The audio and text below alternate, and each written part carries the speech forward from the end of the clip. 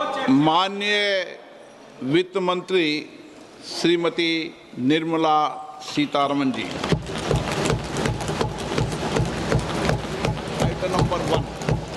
Item number one. Sir, with your permission, I rise to lay on the table a copy each of the following papers, Hindi and English versions, under Article 281 of the Constitution, Report for 2026 to 2031, Volume 1, Main Report of the 16th Finance Commission. 2. Report for 2026-2031, Volume 2, Annexures of the 16th Finance Commission. Number 3, explanatory memorandum as to the action taken on the recommendations contained in the above report. Item number 2, माननीय वित्त मंत्री निर्मला सीतारमन जी।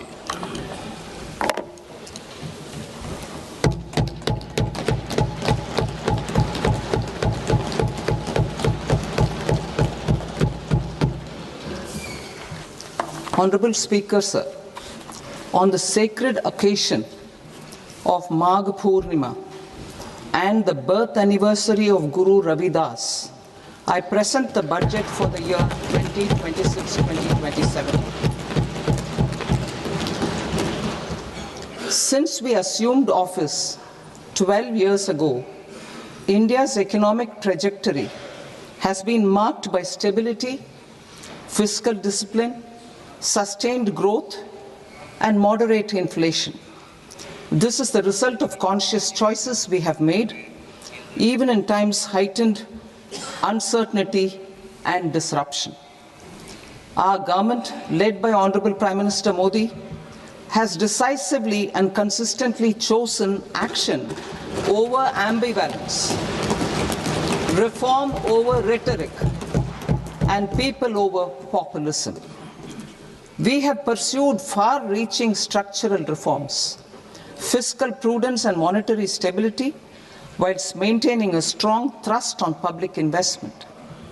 Keeping Atmanirbharta as a lodestar, we have built domestic manufacturing capacity, energy security, and reduced critical import dependencies.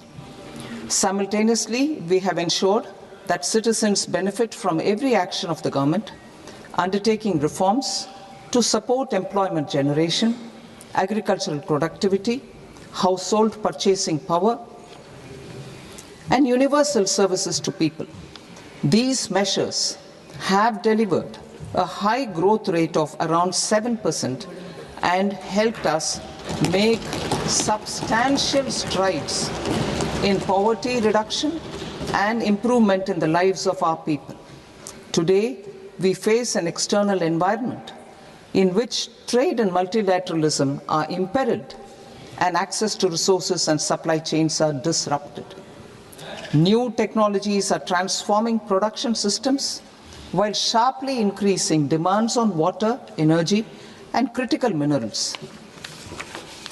India will continue to take confident steps towards Vikasit Bharat, balancing ambition with inclusion.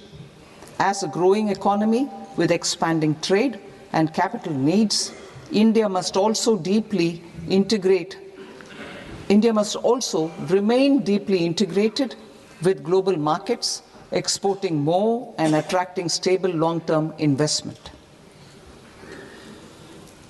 As I begin Part A, I want to express my gratitude to the people for standing firmly with us as we forge our way together towards becoming one of the largest economies of the world.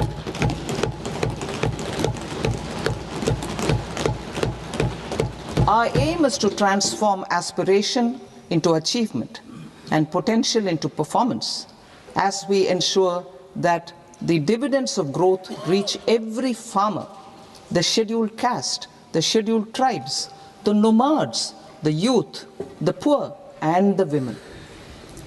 In Vikasit Bharat Young Leaders Dialogue 2026, several innovative ideas were shared with our Prime Minister, which have inspired many of the proposals making this a unique Yuva Shakti-driven budget. Our government's sankalp is to focus on our poor, underprivileged, and the disadvantaged.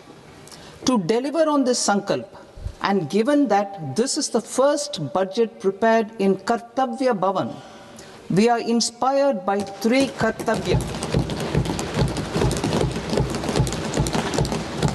Our first Kartavya is to accelerate and sustain economic growth by enhancing productivity and competitiveness and building resilience to volatile global dynamics. Our second Kartavya is to fulfill aspirations of our people and build their capacity, making them strong partners in India's path to prosperity. Our third Kartavya, aligned with our vision of Sabka Saath, Sabka Vikas, is to ensure that every family, community, region, and sector has access to resources, amenities, and opportunities for meaningful participation. This threefold approach requires a supportive ecosystem. The first requirement is to sustain the momentum of structural reforms, continuous, adaptive, and forward-looking. Second, a robust and resilient financial sector is central to mobilizing savings, allocating capital efficiently, and managing risks. Third, cutting-edge technologies, including AI applications, can serve us as force multipliers for better governance. Reform Express. Our government has undertaken comprehensive reforms towards creating employment, boosting productivity, and accelerating growth. After the Prime Minister's announcement on Independence Day in 2025, over 350 reforms have been rolled out. This includes GST simplification, notification of labor codes, and rationalization of mandatory quality control orders. High-level committees have been formed, and in parallel, the central government is working with the state governments on deregulation and reducing compliance requirements. The Reform Express is well on its way and will maintain its momentum to help us fulfill our Kartavya. I now move to specific proposals. Under our first Kartavya, to accelerate and sustain economic growth, I propose interventions in 6 areas. 1.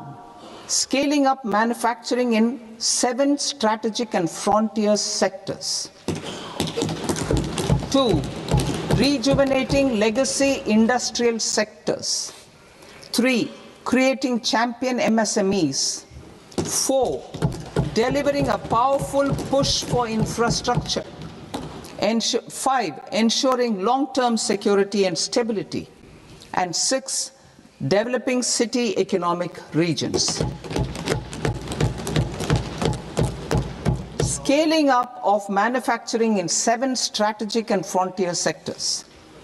Biopharma Shakti, meaning biopharma strategy for health advancement through knowledge, technology, and innovation. India's disease burden is observed to be shifting towards non-communicable diseases like diabetes, cancer, and autoimmune disorders. Biologic medicines are key to longevity and quality of life at affordable costs. To develop India as a global biopharma manufacturing hub,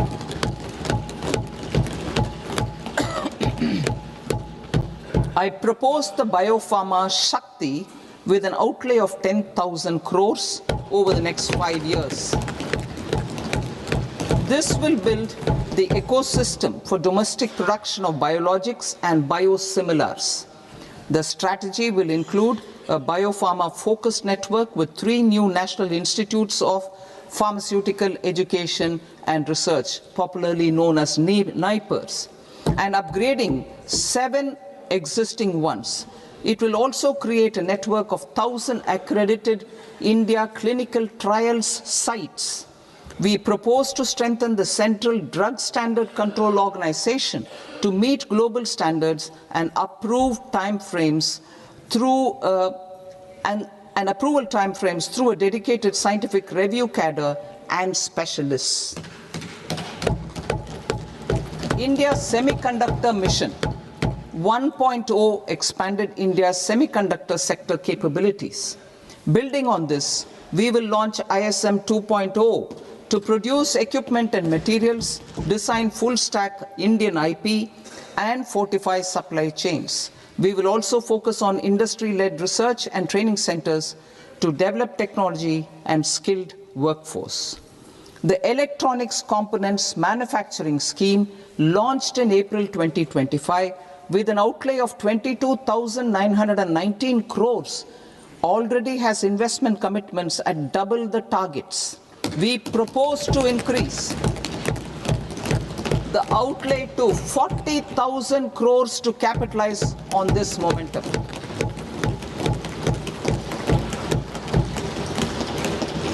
A scheme for rare earth permanent magnets was launched in 2025 November.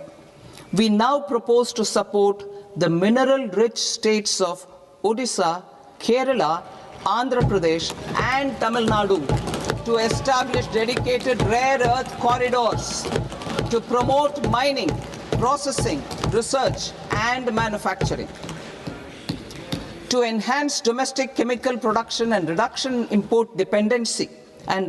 import dependency, we will launch a scheme to support states in establishing 3 dedicated chemical parks through challenge route on a cluster-based plug-and-play model.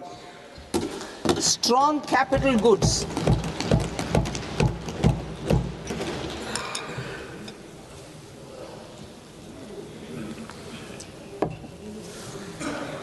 Strong capital goods capability is a determinant of productivity and quality across different sectors. Towards building this capacity, I propose the following. High-tech tool rooms will be established by central public sector enterprises at 2 locations as digitally enabled automated service bureaus that locally design, test, and manufacture high-precision components at scale and at lower cost. 2. A scheme for enhancement of construction and infrastructure equipments will be introduced to strengthen domestic manufacturing of high value and technologically advanced CIE.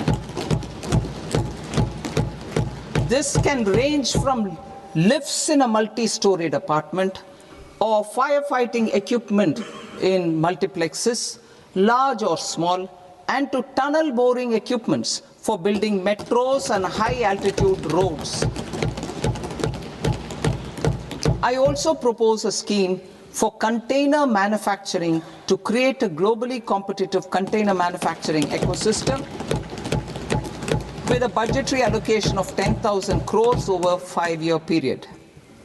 For the labor-intensive textile sector, I propose an integrated program with 5 subparts. 1. The National Fiber Scheme for self-reliance in natural fibers, such as silk, wool, and jute, man-made fibers, and new age fibers. Textile expansion and employment scheme to modernize traditional clusters with capital support for machinery, technology upgradation, and common testing and certification centers. 3. The National Handloom and Handicraft Program to integrate and strengthen existing schemes and ensure targeted support for weavers and artisans. Tex Eco Initiative to promote globally competitive and sustainable textiles and apparels. Samarth 2.0 to modernize the upgrade the textile skilling ecosystem through collaboration with industry and academic institutions. Further, I propose to set up mega textile parks in challenge mode. They can also focus on bringing value addition to technical textiles. I propose to launch the Mahatma Gandhi Gram Swaraj initiative to strengthen khadi, handloom and handicrafts. This will help in global market linkage and branding. It will streamline and support training, skilling, quality of process and production. This will benefit our weavers, village industries, one district, one product ODOP initiative and also our rural youth. India has the potential to emerge as a global hub for high quality, affordable sports goods. I propose a dedicated initiative for sports goods that will promote manufacturing, research and innovation in equipment design as well as material sciences. Rejuvenation of legacy industrial clusters.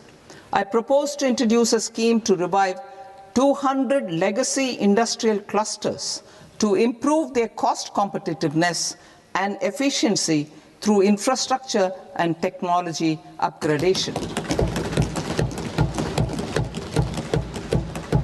Creating champion SMEs and supporting micro enterprises.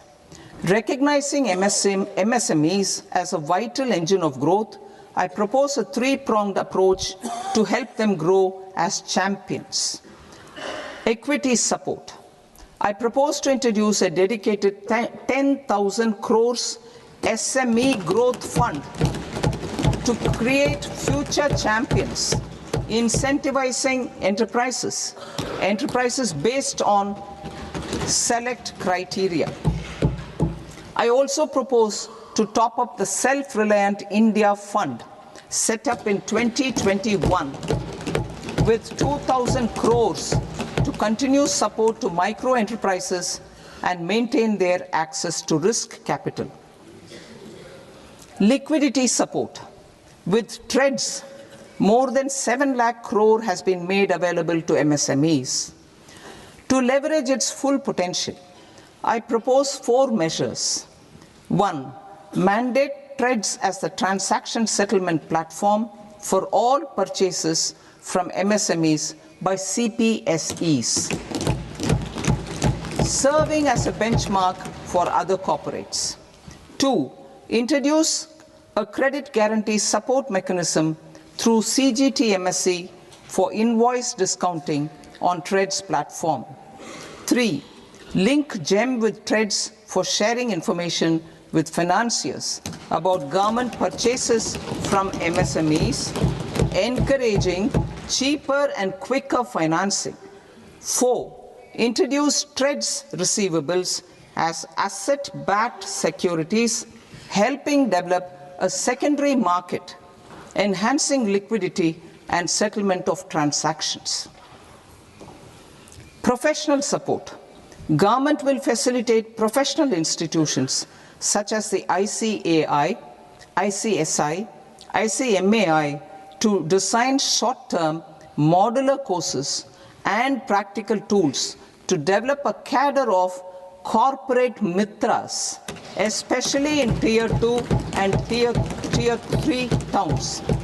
These accredited para-professionals will help MSMEs meet compliance requirements at affordable costs. Infrastructure. During this past decade, our government has undertaken several initiatives for large-scale enhancement of public infrastructure, including through new financing instruments such as Infrastructure Investment Trust (InvITs) and Real Estate Investment Trust (REITs), and institutions like NIIF and NABFID.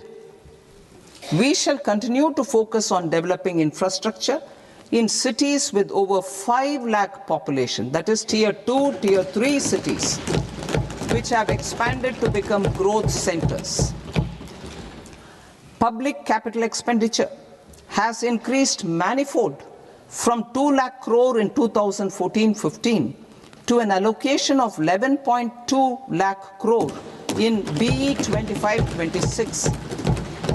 In this coming year, that is financial year 2026-27, I propose to increase it to 12.2 lakh crores to continue the momentum. To strengthen the confidence of private developers regarding risks during infrastructure development and construction phase, I propose to set up an infrastructure risk guarantee fund to provide prudentially calibrated partial credit guarantee to lenders. Over the years, REITs have emerged as a successful instrument for asset monetization. I propose to accelerate recycling of significant real estate assets of the CPSEs through the setting up of dedicated REITs.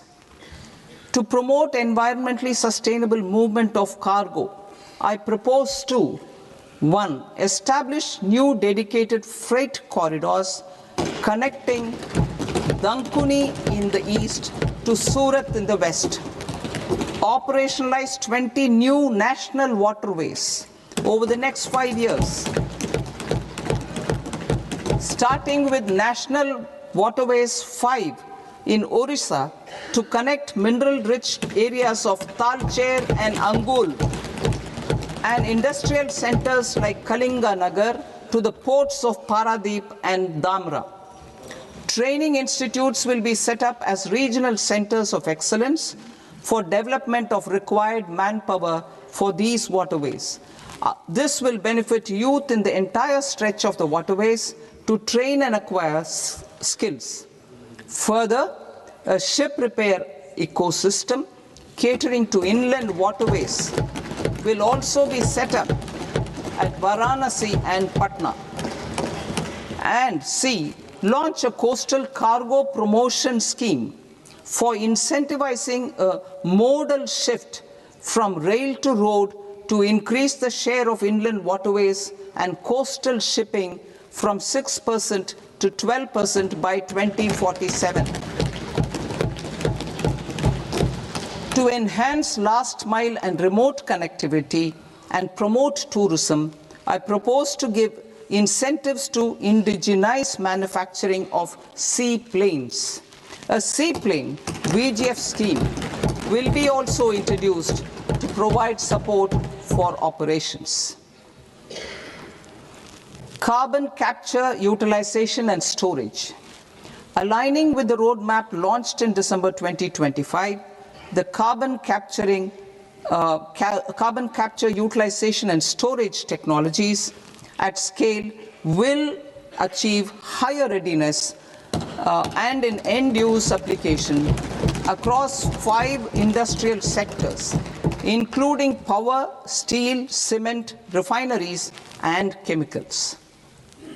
An outlay of 20,000 crore is proposed over the next 5 years for this purpose. City economic regions. Cities are India's engines of growth, innovation, and opportunities. We shall now focus on Tier 2, Tier 3 cities, and even temple towns, which need modern infrastructure and basic amenities. This budget aims to further amplify the potential of cities to deliver the economic power of agglomerations by mapping city economic regions based on their specific growth drivers. An allocation of 5,000 crore per CER over 5 years is proposed for implementing their plans through a challenge mode with a reform-cum-result-based financing mechanism. In order to promote environmentally sustainable passenger systems, we will develop 7 high-speed rail corridors between cities as growth connectors, namely Mumbai to Pune, Pune to Hyderabad, Hyderabad to Bengaluru, Hyderabad to Chennai, Chennai to Bengaluru, Delhi to Varanasi, Varanasi to Siliguri.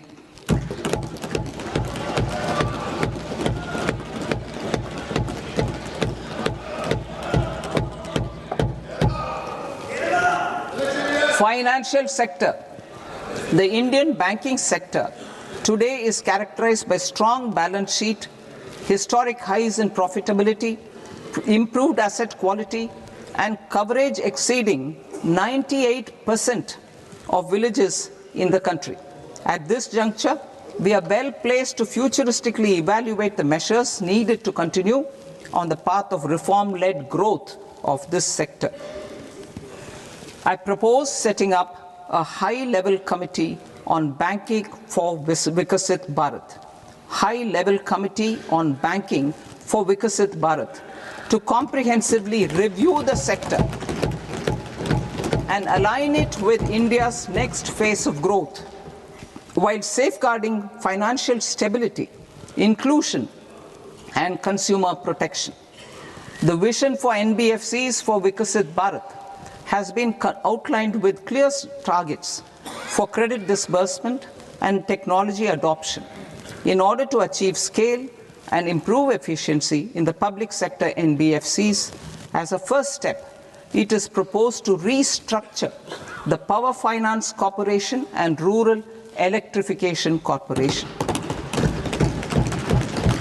I propose a comprehensive review of the foreign exchange management non-debt instruments rules to create a more contemporary, user-friendly framework for foreign investments consistent with India's evolving economic priorities. Corporate bond market.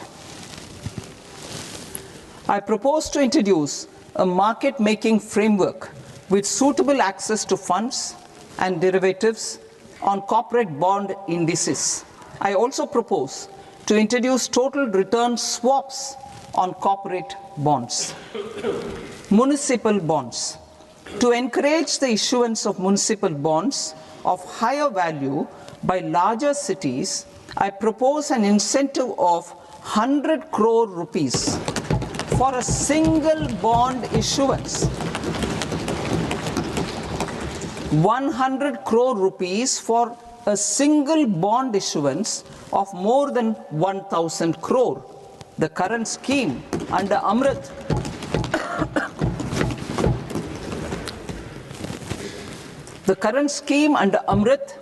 which incentivizes issuances up to 200 crores only, will also continue to support smaller and medium towns. That will also continue to support the smaller and medium towns. Ease of doing business. Individual persons resident outside India, PROI, will be permitted to invest in equity instruments of listed Indian companies through the Portfolio Investment Scheme. It is also proposed to increase the investment limit for an individual PROI under the scheme from 5% to 10%, with an overall investment limit for all individual PROIs to 24% from the current 10%. Emerging technologies including AI. 21st century is technology driven. Adoption of technology is for the benefit of all people. Farmers in the field, women in STEM, youth keen to upskill, and Divyangjan to access newer opportunities. The government has taken several steps to support new technologies through AI Mission, National Quantum Mission, Anusandhan National Research Fund, and Research and Development and Innovation Fund. Our second kartavya is to fulfill aspirations and build capacities. Close to 25 crore individuals have come out of multi-dimensional poverty through a decade of our government's sustained and reform-oriented efforts.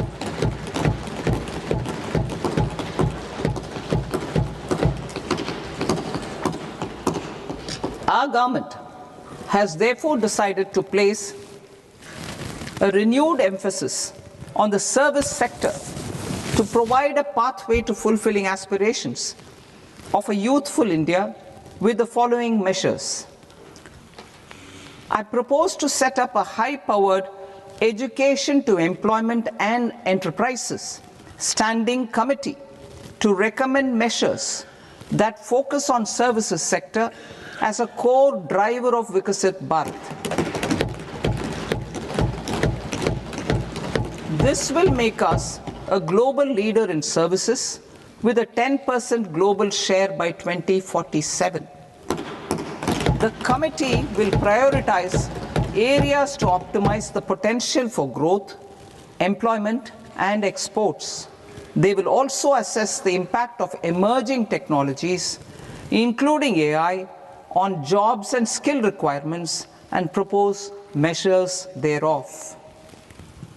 To create a range of skilled career pathways, a new range of skilled career pathways for our youth, I propose interventions in the following sectors.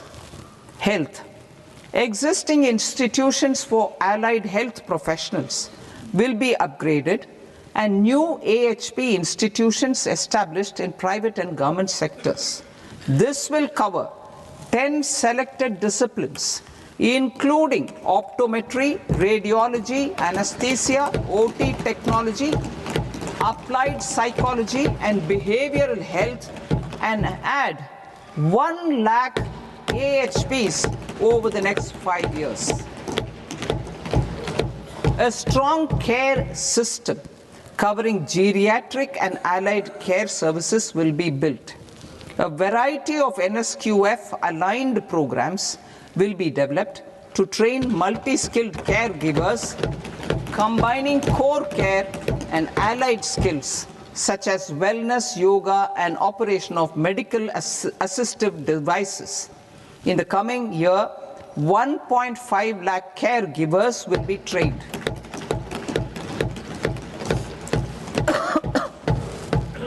Hubs for medical value tourism. To promote India as a hub for medical tourism services, I propose to launch a scheme to support states in establishing 5 regional medical hubs in partnership with the private sector. These hubs will serve as integrated healthcare complexes that combine medical, educational, and research facilities. They will have Ayush centers, medical value tourism facilitation centers, and infrastructure for diagnostics, post-care, and rehabilitation. These hubs will provide diverse opportunities, job opportunities for health professionals, including doctors and AHPs. Ancient Indian yoga, already respected in several parts of the world, was given a mass global recognition when Honorable Prime Minister took it to the UN. Post-COVID, Ayurveda gained a similar global acceptance and recognition. Exporting quality Ayurveda products helps farmers who grow the herbs and youth who process the products. To meet growing global demand, a few more steps are being taken. I propose to 1. Set up 3 new All India Institutes of Ayurveda. 2. Upgrade Ayush pharmacies and drug testing labs for higher standards of certification ecosystem and make available more skilled personnel. 3. Upgrade the WHO Global Traditional Medicine Center in Jamnagar to bolster evidence-based research, training, and awareness for traditional medicine. Animal husbandry. Livestock contributes to close to 16% of farm income, including of poor and marginal households. To scale up availability of veterinary professionals by more than 20,000, I propose to roll out a loan-linked capital subsidy support scheme for establishment of veterinary and para-veterinary colleges, veterinary hospitals, diagnostic laboratories, and breeding facilities in private sector. Collaboration between Indian and foreign institutions will also be facilitated. Orange economy. India's animation, visual effects, gaming and comics sector, AVGC sector, is a growing industry projected to require 2 million professionals by 2030. I propose to support the Indian Institute of Creative Technologies, Mumbai, in setting up AVGC content creator labs in 15,000 secondary schools all over the country and 500 colleges. The Indian design industry is expanding rapidly, and yet there is a shortage of Indian designers. I propose to establish, through Challenge Route, a new National Institute of Design to boost design education and development in the eastern region of India. Education. Our government will support states through Challenge Route in creating 5 university townships in the vicinity of major industrial and logistics corridors.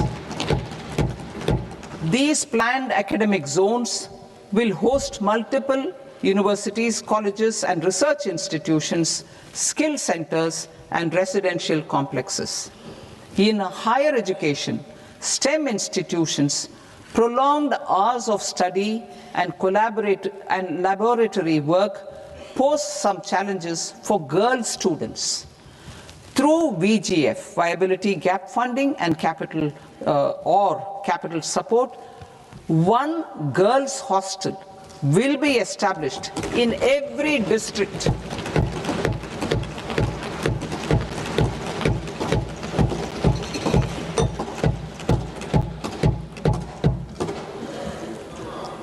To promote astrophysics and astronomy via immersive experiences, 4 telescope infrastructure facilities will be set up or upgraded.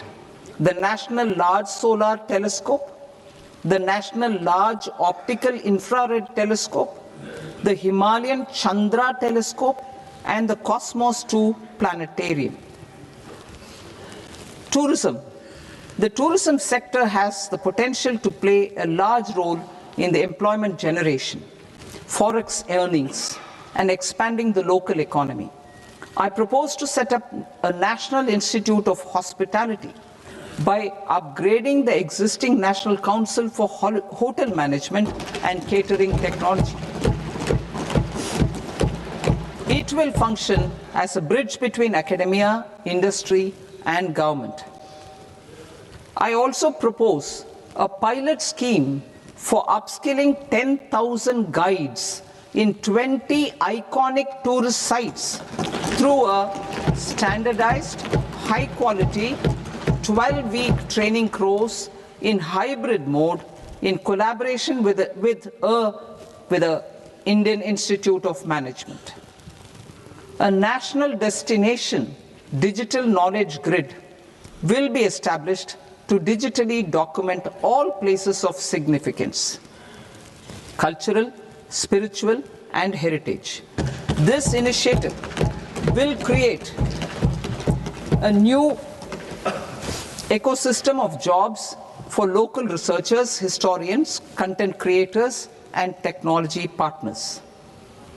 India has the potential and opportunity to offer world-class trekking and hiking experience. We will develop ecologically sustainable mountain trails in Himachal Pradesh, Uttarakhand, and Jammu Kashmir. Also in Araku Valley in the Eastern Ghats and Podigai Malai in the Western Ghats. Turtle trails along key nesting sites in the coastal areas of Odisha, Karnataka, and Kerala.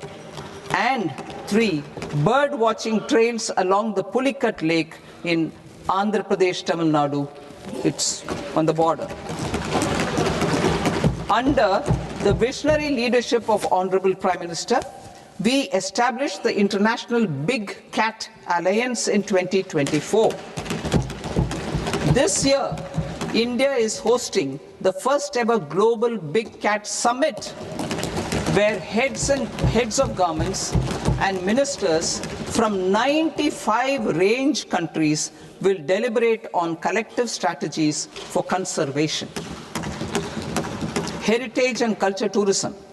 I propose to develop 15 archaeological sites, including Lothal, Dolavira, Rakigadi, Adichanallur, Saranath, Hastinapur, and Leh Palace into vibrant experiential cultural destinations. Excavated landscapes will be open to the public through curated walkways. Immersive storytelling skills and technologies will be introduced to help conservation labs, interpretation centers, and guides. The sports sector provides multiple means of employment, skilling, and job opportunities. Taking forward the systematic nurturing of sports talent, which is set in motion through the Khelo India program earlier, I propose to launch a Khelo India mission to transform the sports sector over the next decade. The mission will facilitate an integrated talent development pathway supported by training centers, which are foundational, intermediate, and elite levels. B, systematic development of coaches and support staff. C, integration of sports science and technology. D, competitions and leagues to promote sports culture and provide platforms. And E, development of sports infrastructure for training and competition. Our third Kartavya aligns with our vision of Sabka Saath, Sabka Vikas towards Vikasit Bharat. This requires targeted efforts for 1. Increasing farmer incomes through productivity enhancement and entrepreneurship, with special attention to small and marginal farmers. B. Empowering Divyangjan through access to livelihood opportunities, training, and high-quality assistive devices. C. Empowering the vulnerable to access mental health and trauma care. D. Focus on the Purvodaya states and the Northeast region to accelerate development and employment opportunities. Fisheries. We will undertake initiatives for integrated development of 500 reservoirs and Amrit Sarovars. 2. Strengthen the fisheries value chain in coastal areas and enable market linkages involving startups and women-led groups together with fish farmer producer organizations. Animal husbandry. To provide quality employment opportunities in rural and peri-urban areas, we will support the animal husbandry sector in entrepreneurship development through A. A credit-linked subsidy program. B. Scaling up and modernization of livestock enterprises. C. Enhanced creation of livestock, dairy, and poultry. Enhanced creation of livestock, dairy, and poultry-focused integrated value chains. And D. Encourage creation of livestock farmer-producer organizations. High-value agriculture.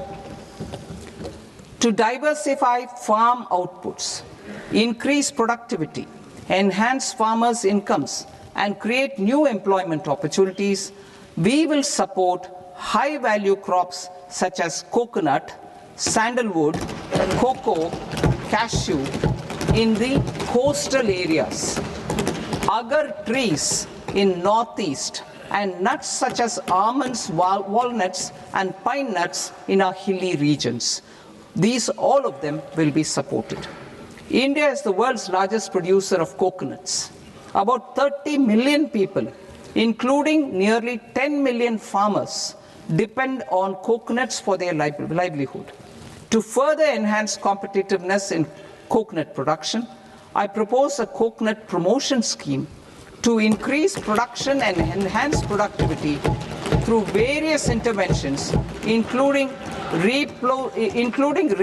replacing and non-productive trees with new saplings or plants or varieties in major coconut growing states. A dedicated program is proposed for Indian cashew and cocoa to make India self-reliant in raw cashew and coconut production and processing, enhance export competitiveness, and transform Indian cashew and Indian cocoa into premium global brands by 2030. Sandalwood. Sandalwood is closely linked to India's social and cultural heritage. Our government will partner with state governments to promote focused cultivation and post-harvest processing to restore the glory of the Indian sandalwood ecosystem, to rejuvenate old, low-yielding orchards and expand high-density cultivation of walnuts, almonds, and pine nuts. We will support a dedicated program to enhance farmer incomes and in bringing value addition by engaging youth. Bharat Vistar, that is virtually integrated system to access agricultural resources. I propose to launch Bharat Vistar, a multilingual AI tool that shall integrate the AgriStack portals and the ICAR package on agricultural practices with AI systems. This will enhance farm productivity, enable better decisions for farmers, and reduce risk by providing customized advisory support. She Marts for rural women-led enterprises. Building on the success of Lakpati Didi program, I propose to help women take the next step from credit-linked livelihoods to being owners of enterprises. Self-help entrepreneur, She Marts will be set up as community-owned retail outlets within the cluster-level federations through enhanced and innovative financing instruments. Empowering Divyangjan. Divyangjan Kaushal Yojana. Information technology, AVGC sectors, hospitality and food and beverages sectors often offer task-oriented and process-driven roles which are suitable for Divyangjan. We will ensure dignified livelihood opportunities through industry-relevant and customized training specific to each Divyangjan group. Divyang Sahara Yojana. Timely access to high-quality assistive devices for all eligible Divyangjan is a fundamental need. I propose to 1. Support the Artificial Limbs Manufacturing Corporation of India, Alimco, to set up and to scale up production of assistive devices, invest in R&D and AI integration, strengthen PM Divyasha Kendras, and support setting up of assistive technology marts as modern retail style centers where Divyangjan and senior citizens can see, try and purchase assistive products. Reaffirming our commitment to mental health and trauma care.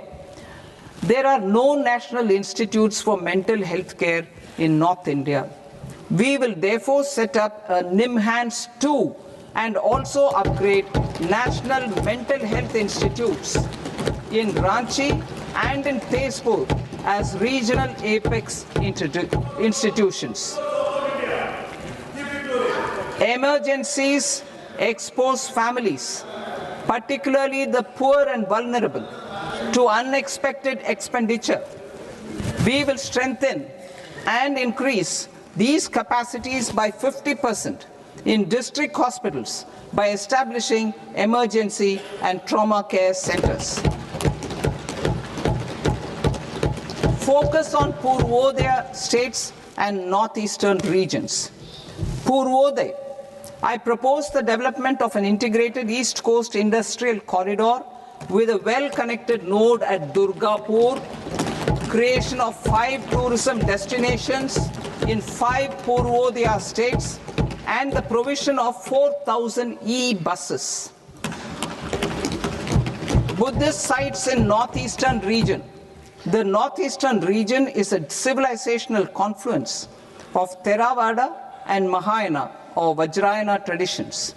I propose to launch a scheme for development of Buddhist circuits in Arunachal Pradesh, Sikkim, Assam, Manipur, Mizoram, and Tripura.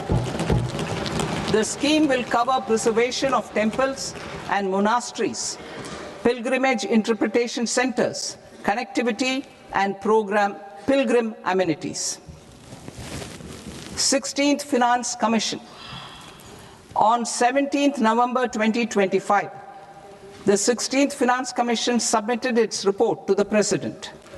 As mandated under Article 281 of the Constitution, the government is to lay the report along with the explanatory memorandum on the action taken report on the recommendations of the Commission in Parliament, which, Sir, Honourable Speaker, you've allowed me to do at the commencement of this session. The government has accepted the recommendation of the Commission to retain the vertical share of devolution at 41%. As recommended by the Commission, I have provided 1.4 lakh crores of rupees to the states for the year 2026-2027 as Finance Commission grants. These include rural and urban local body and disaster management grants. Fiscal consolidation. Government has been delivering on our fiscal commitments consistently without compromising on social needs. To strive towards accepted standards of fiscal management in Budget 25-26, I had indicated that the central government would target reaching a debt to GDP ratio of 50 plus or minus 1% by 2030-31. In line with this, the debt to GDP ratio is estimated to be 55.6% of GDP in BE 26-27, compared to 56.1% of GDP in RE 25-26. A declining debt to GDP ratio will gradually free up resources for priority sector lending and expenditure by reducing the outgo on interest payments. One of the main operational instruments for debt targeting is the fiscal deficit. I am happy to inform this august House that I fulfilled my commitment made in 2021-2022 to reduce fiscal deficit below 4.5% of GDP by 25-26. In RE 25-26, the fiscal deficit has been estimated at par with BE of 2025-26 at 4.4% of GDP. In line with the new fiscal prudence path of debt consolidation, the fiscal deficit in BE 26-27 is estimated to be 4.3% of the GDP.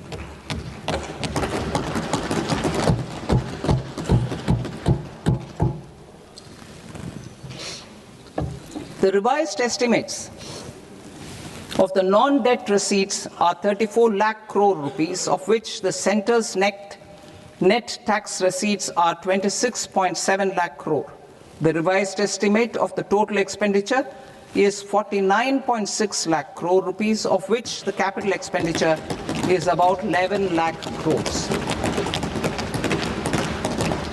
Budget estimates 2026 to 2027. Coming to 26-27, the non-debt receipts and the total expenditure are estimated as 36.5 lakh crore and 53.5 lakh crore respectively. The centre's net tax receipts are estimated at 28.7 lakh crore rupees. To finance the fiscal deficit, the net market borrowings from dated securities are estimated at 11.7 lakh crore rupees. The balance financing is expected to come from small savings and other sources. The gross market borrowings are estimated at 17.2 lakh crore rupees. I'll now move to Part B. Part B, direct taxes.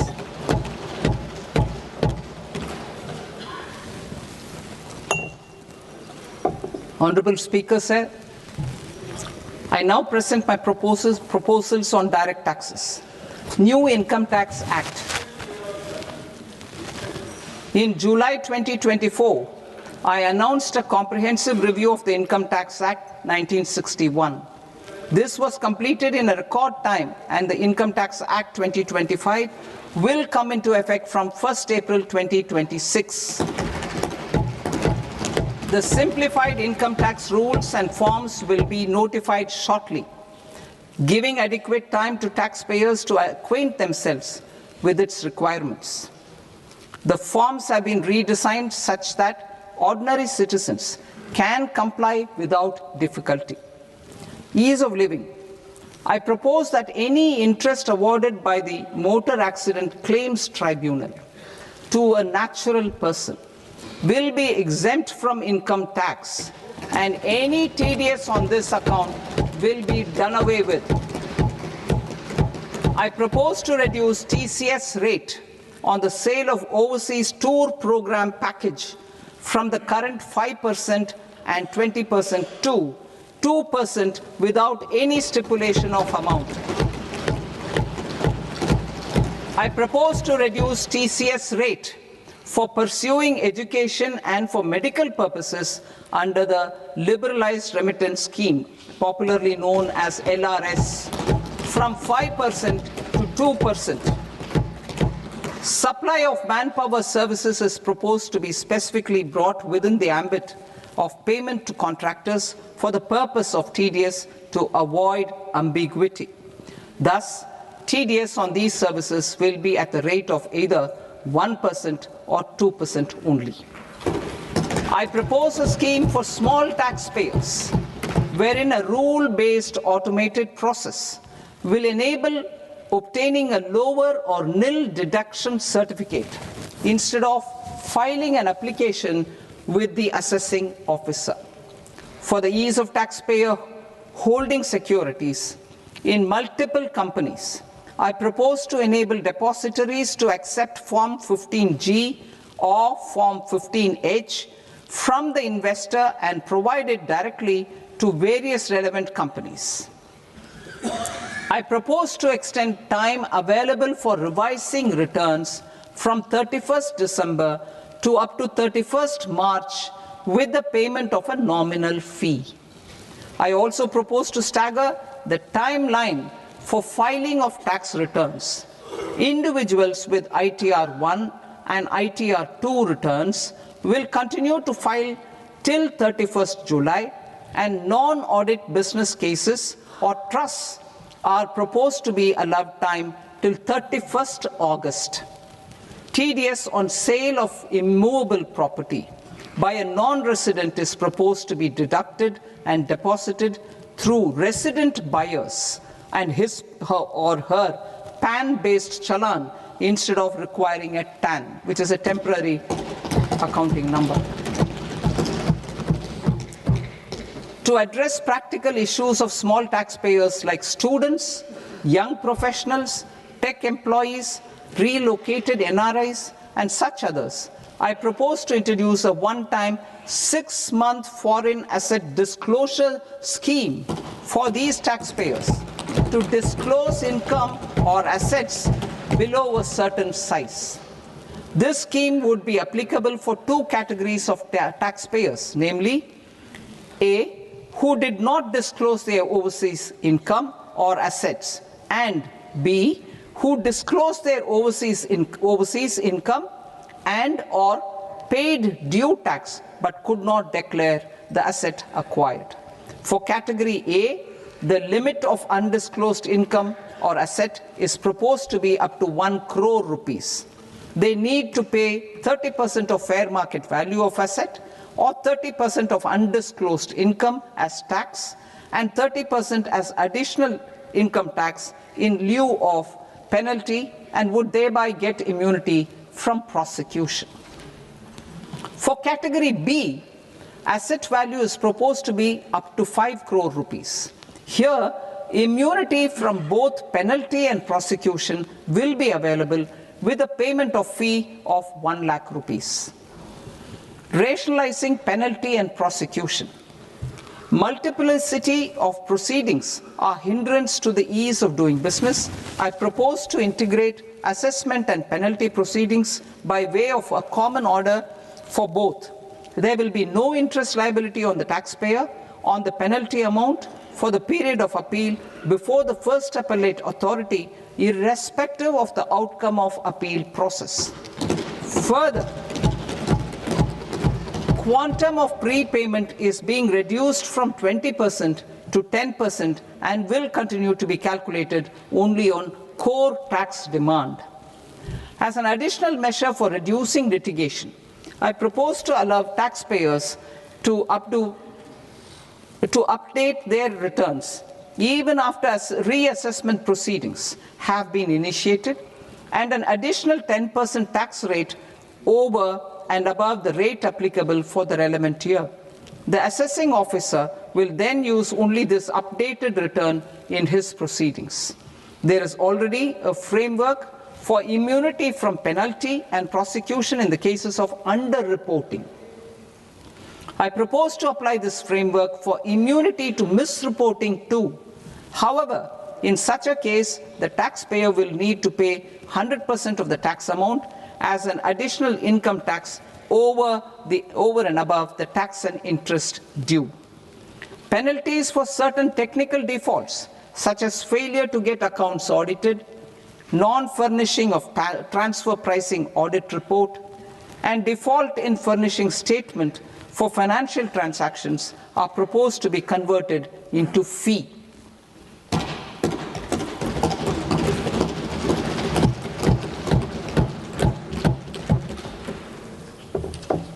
I propose to rationalize prosecution framework under Income Tax Act while maintaining a careful balance for deterrence in some serious offence. Non-production of books of account and documents and requirement of TDS payment where payment is made in kind are being decriminalized. Further, minor offences will attract fine only. The remaining prosecutions will be graded commensurate with the quantum of offence. They will entail only simple imprisonment with maximum imprisonment reduced to 2 years and power to courts to convert even those into fines. There is no penalty. There is no penalty presently for non-disclosure of non-immovable foreign assets with aggregate value less than 20 lakh rupees. I propose to also provide them with immunity from prosecution with retrospective effect from 1/10/2024.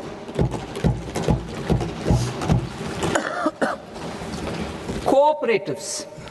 Deduction is already allowed to a primary cooperative society engaged in supplying milk, oilseeds, fruits or vegetables raised or grown by its members.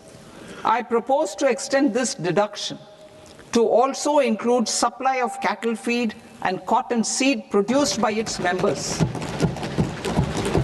I propose to allow inter-cooperative society dividend income as deduction under the new tax regime to the extent it is further distributed to its members. I further propose to allow exemption for a period of 3 years to dividend income received by a notified national cooperative federation on their investments made in companies up to 31/1/2026. This exemption would be allowed only for dividends further distributed to its member cooperatives. Supporting IT sector as India's growth engine.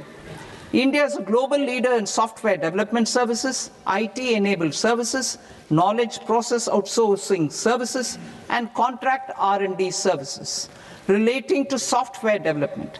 These businesses and their segments are quite interconnected with each other. All these services are proposed to be clubbed under a single category of information technology services with a common safe harbor margin of 15.5% applicable to all. The threshold for availing safe harbor for IT services is being enhanced substantially from 300 crore rupees to 2,000 crore rupees. Safe harbor for IT services shall be approved by an automated rule-driven process without any need for tax officer to examine and accept the application. Once applied by an IT services company, the same safe harbor can be continued for a period of 5 years at a stretch at its choice.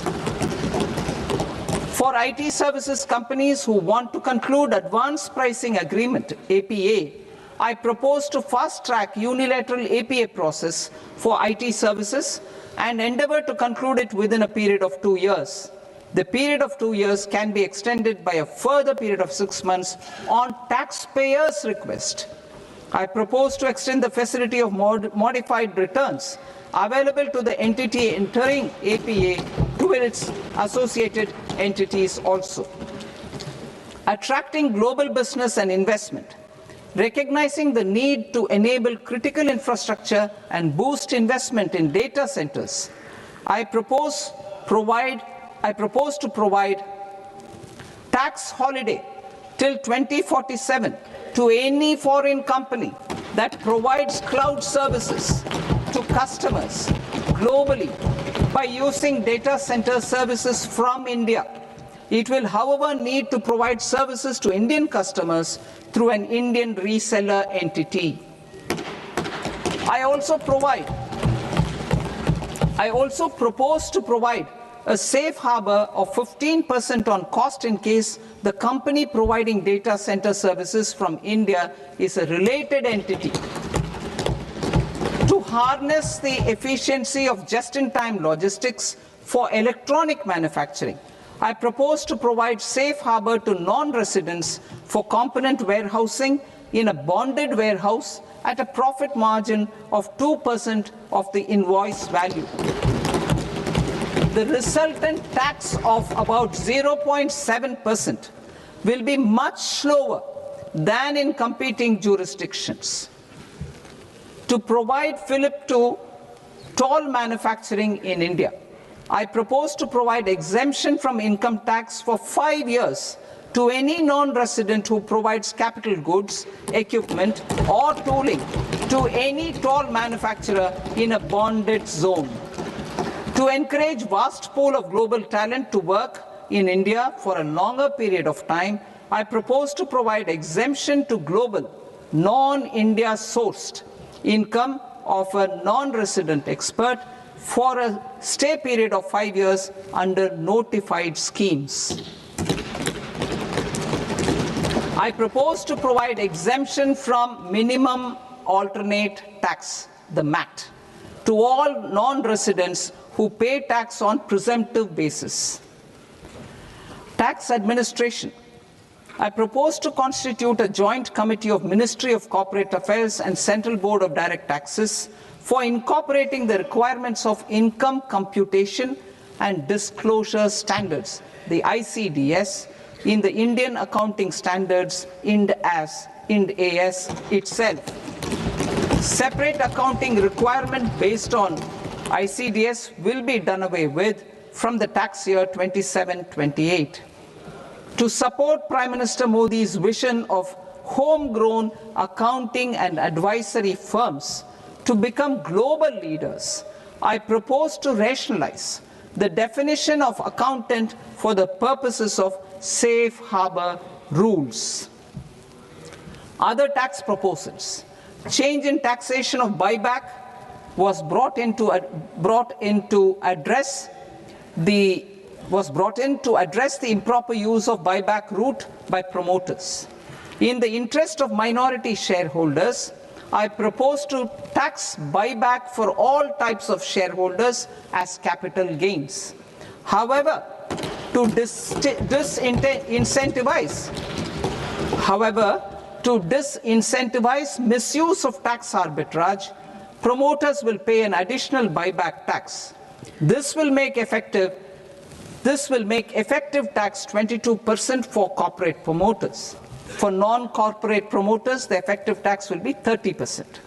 TCS rate for sellers of specific goods, namely alcoholic liquor, scrap and minerals, will be rationalized to 2%, and that on tendu leaves will be reduced from 5% to 2%. I propose to raise the STT on futures to 0.05% from the present 0.02%. STT on options premium and exercise of options are both proposed to be raised to 0.15% from the present rate of 0.1% and 0.125% respectively. We reformed the taxation landscape for corporates in 2019 by providing them a simplified regime with lower tax rate so that they could productively focus on business rather than on claim of deductions and exemptions. To encourage companies to shift to the new regime, set off of brought forward MAT credit, minimum alternate tax credit, is proposed to be allowed to companies only in the new regime.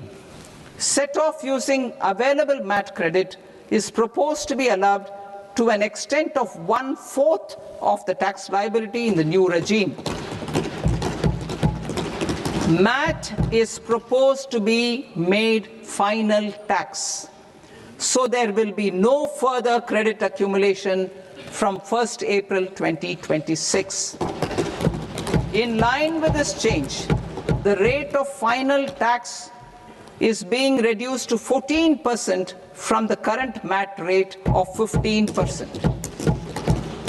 The brought forward MAT credit of taxpayers accumulated till 30th March 2026 will continue to be available to them for set off as above. Indirect taxes.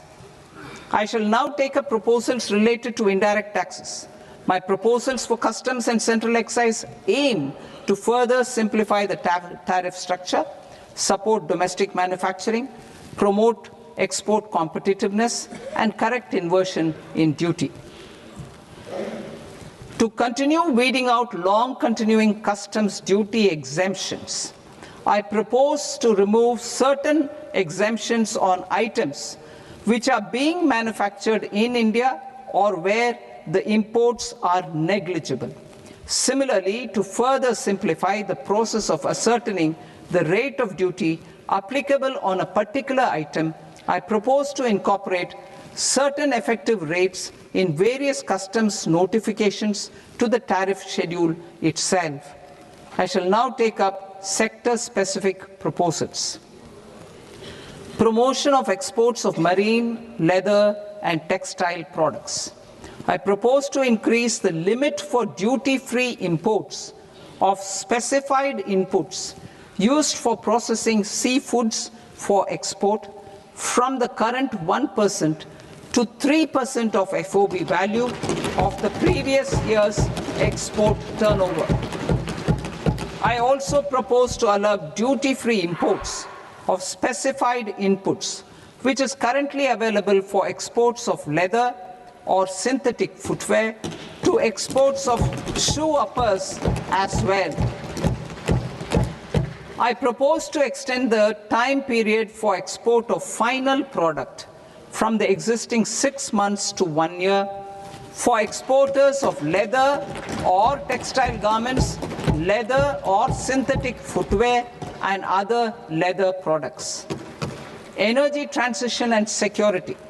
I propose to extend the basic customs duty exemption given to capital goods used for manufacturing lithium-ion cells for batteries, to those used for manufacturing lithium-ion cells for battery energy storage systems also.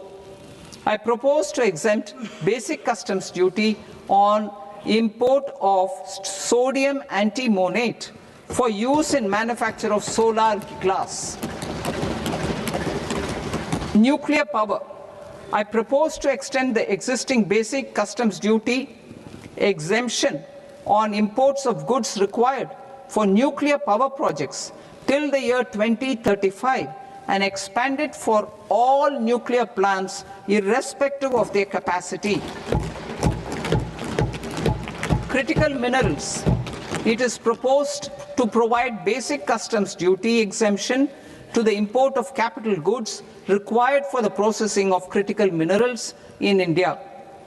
Biogas blended CNG. I propose to exclude the entire value of biogas while calculating the central excise duty payable on biogas blended CNG.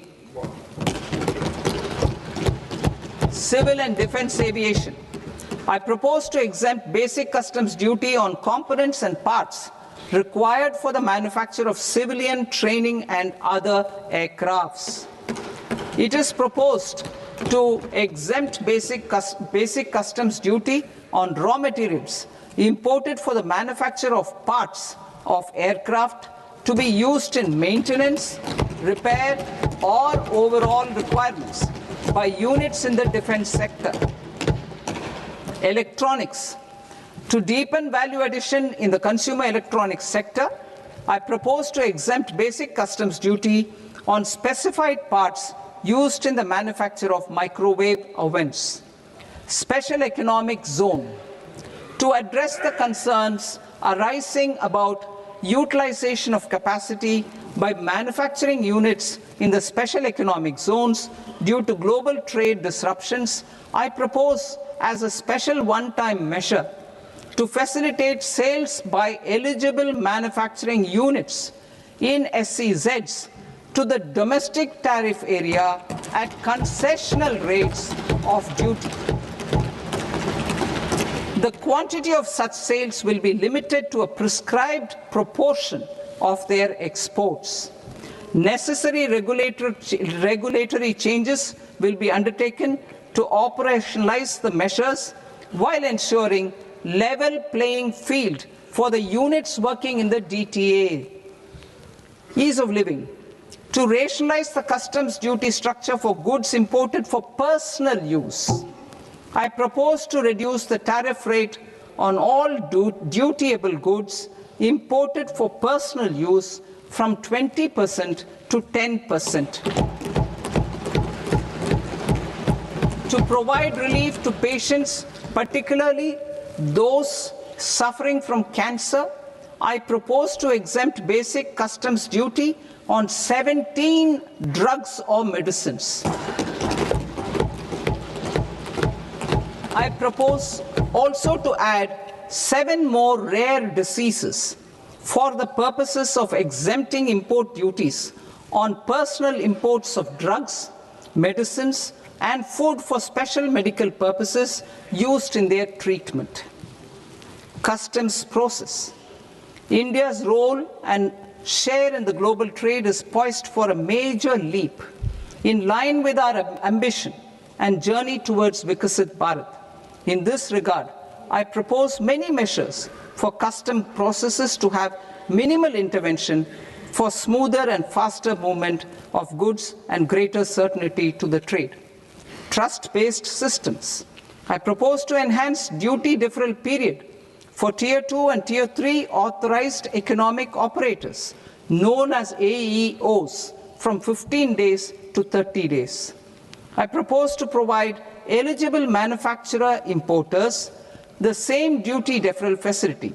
This should encourage them to get themselves accredited as a full-fledged Tier 3 AEO in due course. To provide greater certainty and for better business planning, I propose to extend validity period of advance ruling binding on customs from the present 3 years to 5 years. In the spirit of the whole of government approach,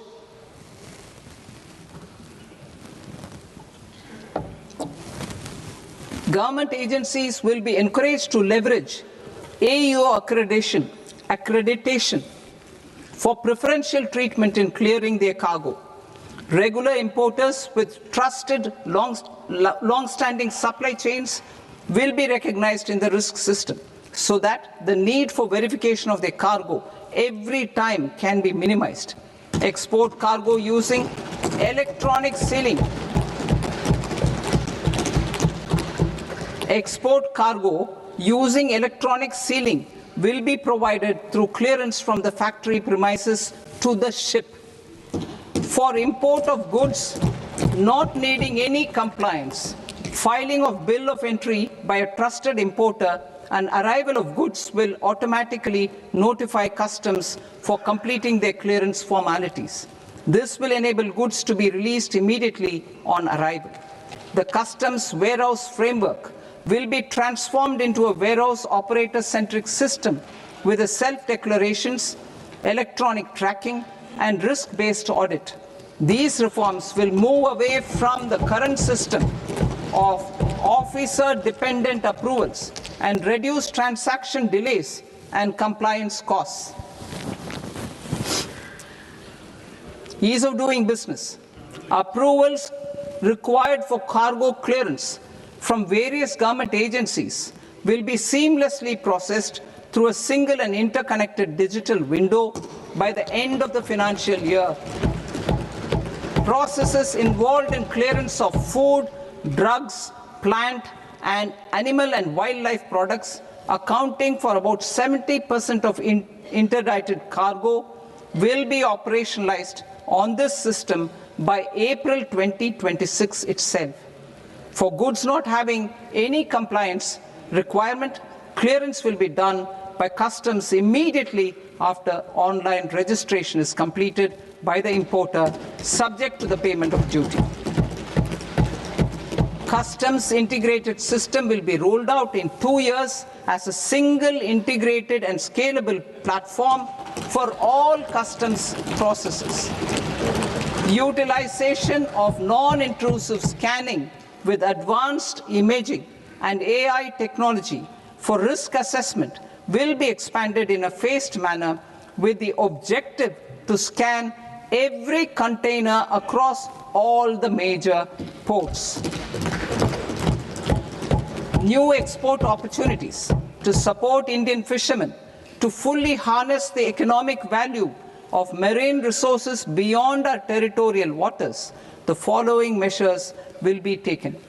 A. Fish catch by an Indian fishing vessel in exclusive economic zone or on the high seas will be made free of duty. Landing of such fish on foreign port will be treated as export of goods. Safeguards will be put in place to prevent misuse during fish catch, transit, or transshipment. To support aspirations of India's small businesses, artisans, and startups to access global markets through e-commerce, I am pleased to announce complete removal of the current value cap of 10 lakh rupees per consignment on courier exports. In addition, handling of rejected and returned consignments will be improved with effective use of technology for identifying such consignments. I propose to revise provisions governing baggage clearance during international travel to address genuine concerns of passengers. The revised rules will enhance duty-free allowances in line with the present-day travel realities and provide clarity in temporary carriage of goods brought in or taken out. There are honest taxpayers who are willing to settle disputes by paying all their dues, but they get deterred due to negative connotation associated with penalty. They will now be able to close cases by paying an additional amount in lieu of penalty. Honorable Speaker, sir, with this, I commend the budget to this august House. Jai Hind.